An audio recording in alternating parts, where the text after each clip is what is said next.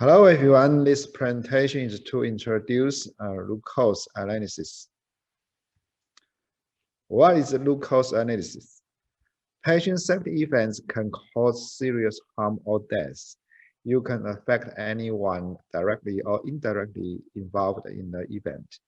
To address and prevent such events, healthcare organizations must unearth the root cause, underlying these events, and develop solutions that prevent, anticipate, and avoid the problems from a system perspective.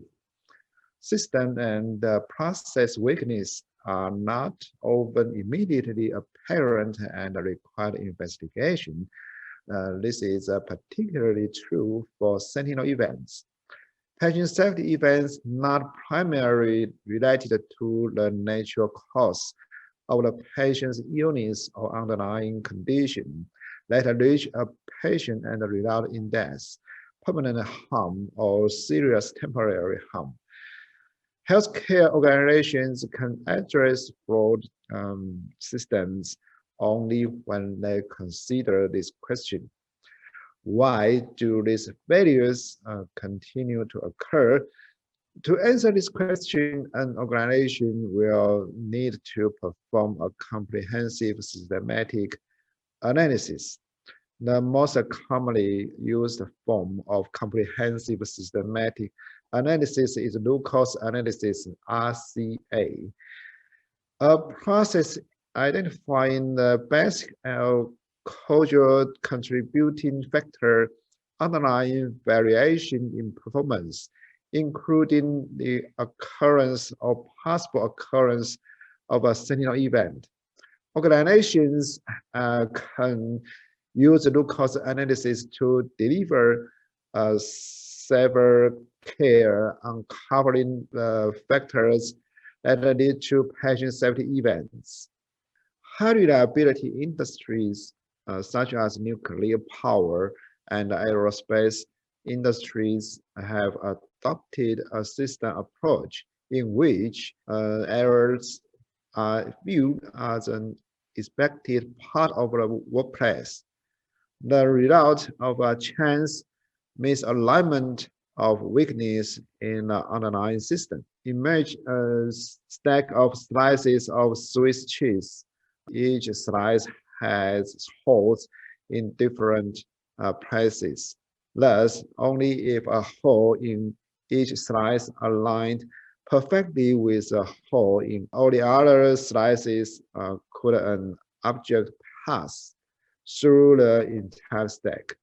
The Swiss cheese model represents how an error could possibly penetrate multiple layers of barriers, defenses, and safeguards in systems. Whether addressing a sentinel event or a cluster of less serious low harm or close call events, root cause analysis is all environments provides two challenges. The first is to understand why the event occurs. Second is to prevent the same or the similar event from occurring in the future through prospective process design or redesign. To meet these challenges, organizations must understand not only the proximate causes or active failures apparent simply obvious reasons an error occurred, but also the underlying causes or latent conditions, the aspects of a process that can allow an error to occur, and the interrelationship of the two active failures are only the tip of the iceberg, that which is visible and proximal to the patient, while latent conditions lurk unseen underwater, posing a hidden potential danger. Root cause analysis helps organizations delve beneath the proximate causes to find the underlying causes of a sentinel event. Historical organizations and most commonly use root cause analysis retrospective to probe the reasons for a better outcome or for failures that have already occurred. Root cause analysis can also be used by organizations to probe a close-call event or pattern of events, or as part of other performance improvement redesign initiatives, such as gaining an understanding of variations observed in systematically collected data. A safety assessment code (SAC) matrix presents a frequency severity metric organization for prioritizing safety-related problems. The matrix identifies four categories of severity that apply to both actual patient safety events and to close codes. Use the matrix can help the organization decide how to use its resources to determine which risks to analyze and mitigate first. This determination can help organizations decide which adverse events, close codes, or hazards required root cause analysis.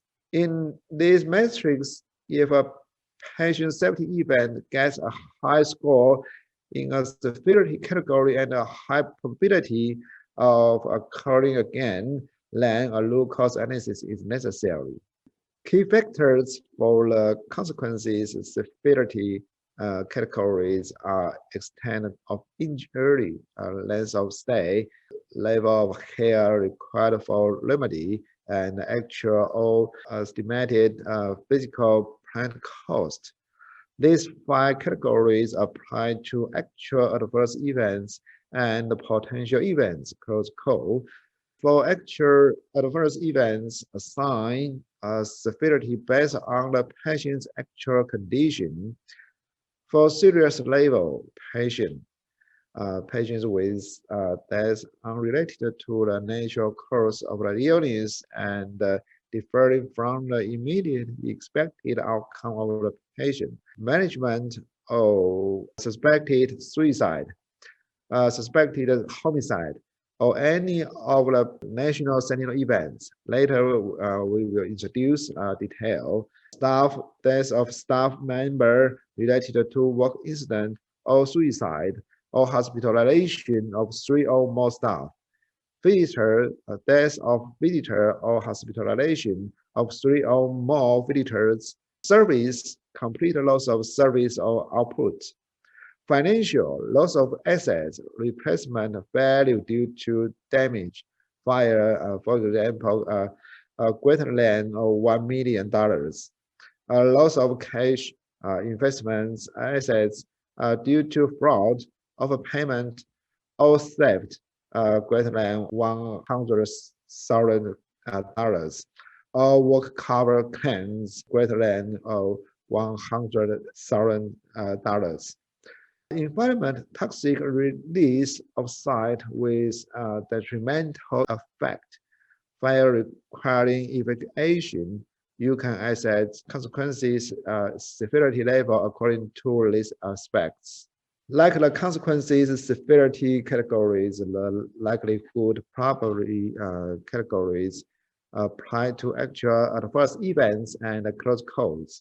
In order to assign a probability relating for an adverse event or close code, it is ideal to know how often it occurs at your facility. Sometimes the data will be easily available because they are routinely tracked. For example, those with injury, adverse drug events, ADE, and so forth. Sometimes getting a feel for the probability of events that are not routinely tracked will mean ask for a quick or informal opinion from staff most familiar with those events. Sometimes it will have to be your best educated guess. Frequent is expected to occur again either immediately or with a short period of time, are likely to occur most weeks or months. Likely will probably occur in most circumstances several times a year. Possibly will recur, might occur at some time, may happen every 1 to 2 years. Unlikely, possibly will occur, could occur at a time in 2 to 5 years. Rare, unlikely to reoccur, may occur only in exceptional circumstances, may happen every 5 to 30 years. Sentinel events. A patient safety event not primarily related to the natural cause of a patient's illness or underlying condition that reaches a patient and results in any of the follows. Death. B. Permanent harm. C. Severe temporary harm. Severe temporary harm is defined as critical, potentially life-threatening harm lasting for a limited time with no permanent residual, but requires transfer to a higher level of care monitoring for a prolonged period of time, transfer to a higher level of care for a life-threatening condition or additional major surgery, procedure, or treatment to resolve the condition. Sentinel events, suicide of any patient receiving care, treatment, and services in staffed round-the-clock care settings or within 22 hours of discharge, including from the hospital's emergency department. Unanticipated death of a full-term infant, discharge of an infant to the wrong family, abduction of any patient receiving care, treatment, and services, any elopement, late unauthorized departure of a patient from a staffed around-the-clock care setting, including the emergency department, leading to death, permanent harm, or severe temporary harm to the patient. Hemolytic transfusion reaction involving administration of blood or blood products having major blood group incompatibility.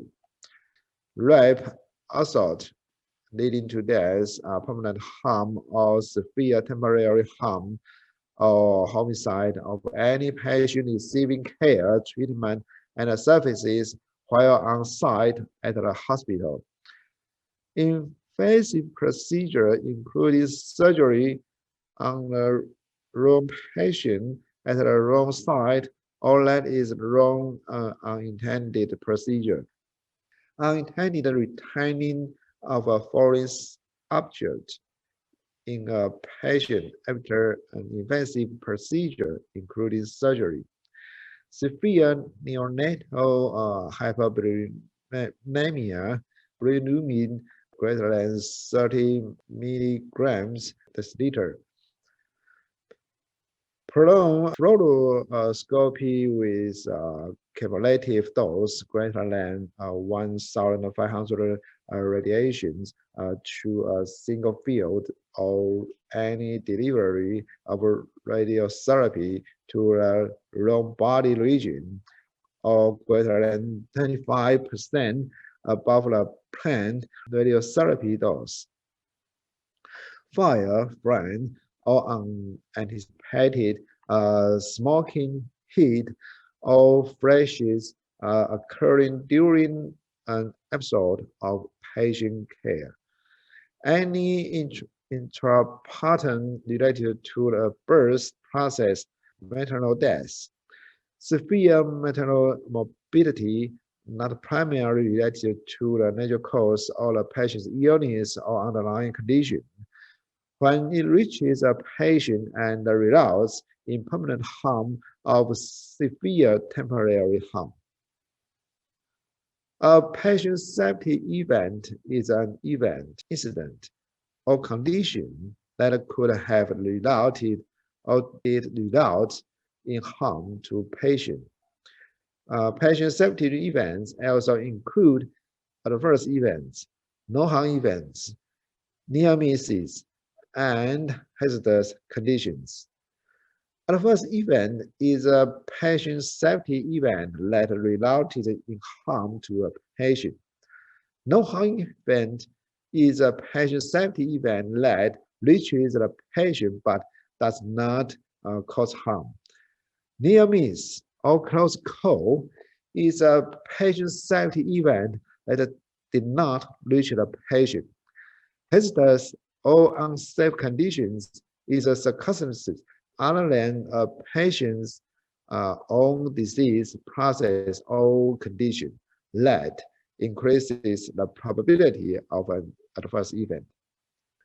When a hazard is first identified, there needs to be a mechanism in place that permanently assesses if actions are required to mitigate the risk to the patient even before the formal root cause analysis process is underway.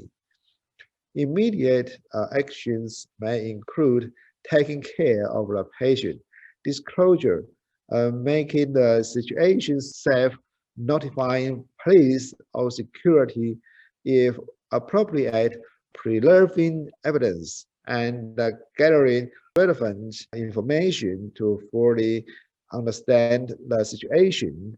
Also included may be tasks such as sequestering equipment, securing the scene as needed, and conducting fact-finding. These immediate actions may be performed in parallel to the initiation of the root cause analysis process. Root cause analysis timing. Starting the event review within 72 hours of its recognition is possible, provided steps have been taken ahead of time to ensure staff and resources will be available. Root cause analysis type activities be completed in no longer than 30 to 45 days. Root cause analysis meetings are typically 1.5 to 2 hours in length.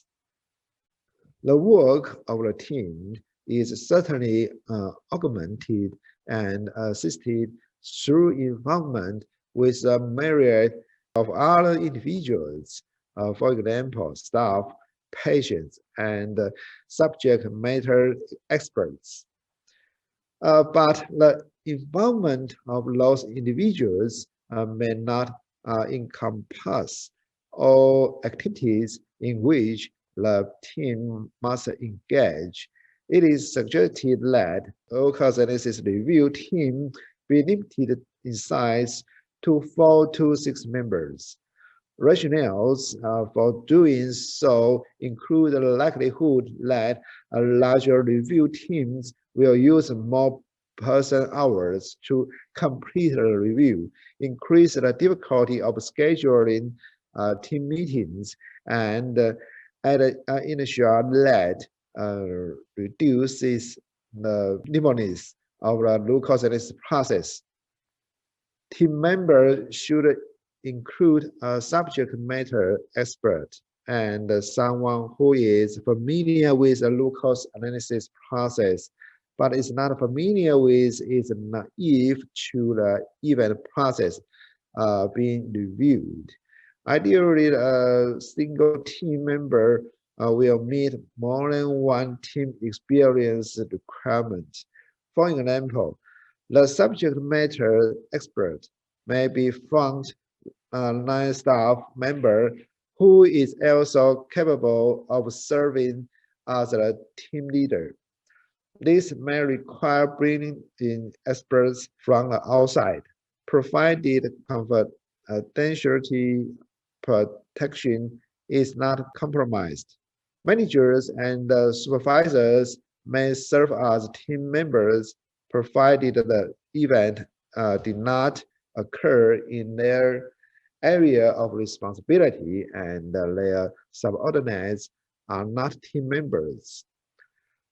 This avoids the possibility of subordinates censoring themselves if their supervisor or manager is present, thus inhibiting free and open communication.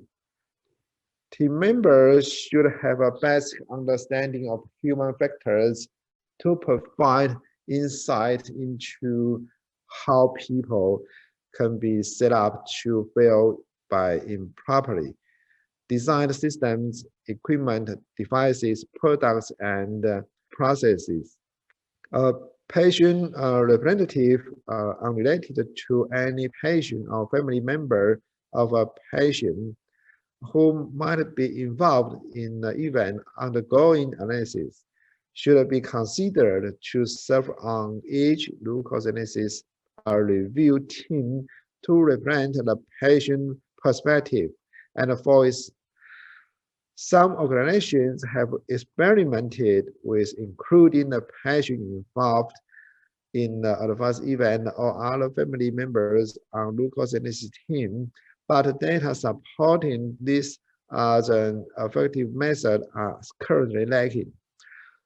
There are many organizations outside of and within healthcare that have prohibited the patient or family members being on root cause analysis teams because of concern that it inhibited free and open communication.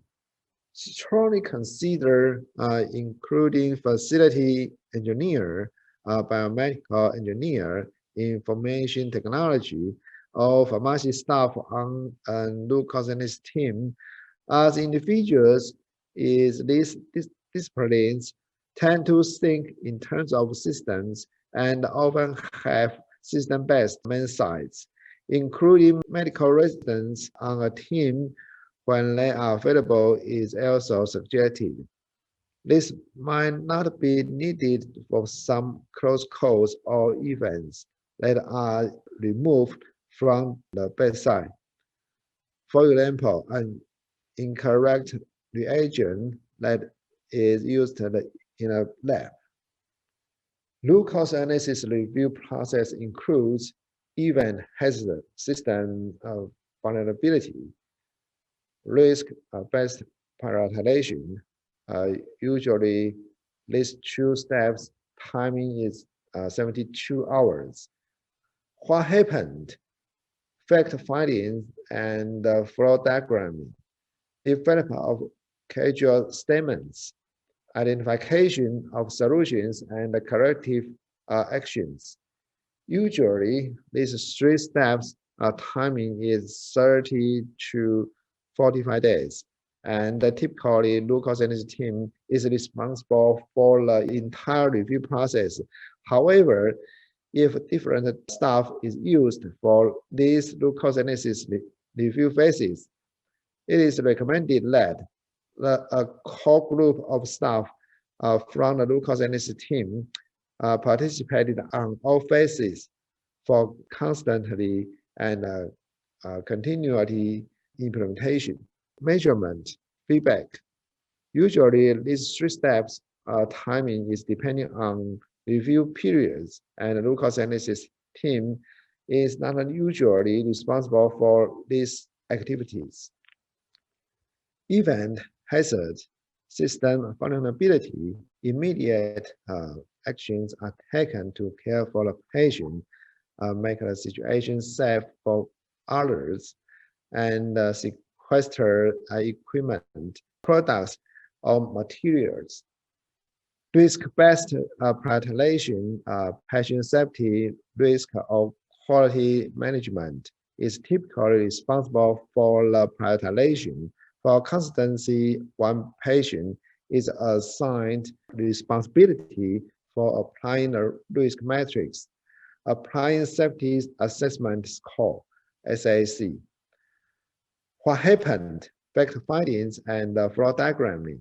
Multiple meetings of 1.5 to 2 hours may be required to replant and conduct interviews, view the site, reviewing equipment or devices, and prepare a report. Managers, supervisors responsible for the process or auditor should be invited to provide feedback for the team's consideration. Applying contributing process factors or root cause analysis. Development of cultural statements, applying the 5 rules of causation. Identification of solutions and corrective actions. Patients, families, and managers, supervisors responsible for the process or area should be provided feedback and consulted for additional ideas. However, they should not have final decision authority over a team's work, applying action hierarchy. Implementation, a responsible individual with the authority to act, not a team or committee, should be responsible for ensuring action implementation.